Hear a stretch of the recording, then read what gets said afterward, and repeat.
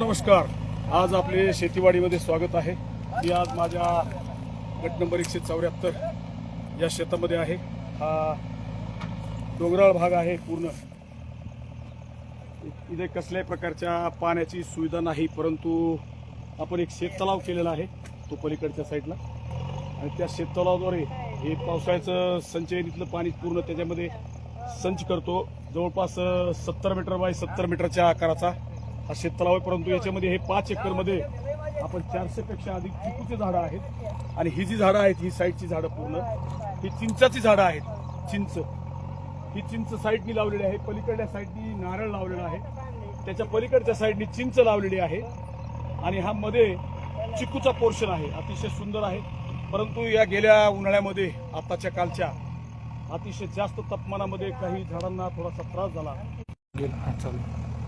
या ठिकाणी सायाळ, हरिण, रानडुक्कर, अनेक प्रकारचे वन्य प्राणी, म्हणजे याच्यामध्ये आपण कंपाऊंड केलेलं आहे, जाळी मारलेली आहे. ताराचे कंपाऊंड 5 तारा लावलेल्या आहेत, काटेरी तारा, परंतु जाळी लावलेली आहे. तरी पण याच्या खाली खोदून खड्डा खोदून आतून येऊन झाडाचं नुकसान करण्यामध्ये पटाईत असते. या वन्य प्राण्यामुळे शेतकऱ्यांची पूर्ण जमीन या ठिकाणची पडीक आहे. शासन या वन्य प्राण्यांच्या संदर्भात आम्हाला नायगाव मयुराभरणे जवळ लागून आहे. हे समोर नायगाव मयुराभरणे आहे. आपण दाखवा नजर असते नायगाव मयुराभरणे. हे मयुराभरणे जवळ असल्याने मोर जर समजा पाहिले तर शेतामध्ये पेरलेलं पीक कोणतंच येऊन देत नाहीत. जर उगवलं तर त्याला उपसून खातात. अशा प्रकारे शेती इतकी त्रासदायक ठरलेली आहे. परंतु यातून आता आपण फळबागाकडे वळून एक चांगल्या प्रकारची फळबाग आपण अंमलामध्ये आणलेली आहे. पलीकडे आपण चांगल्या प्रकारचे 200 केशर आंब्याची झाडं संगोपन केलेली आहेत, ज्याच्यामुळे यावर्षी 1 लाख रुपये निव्वळ केशर आंब्याच्या माध्यमातून आम्हाला मिळालेले आहेत.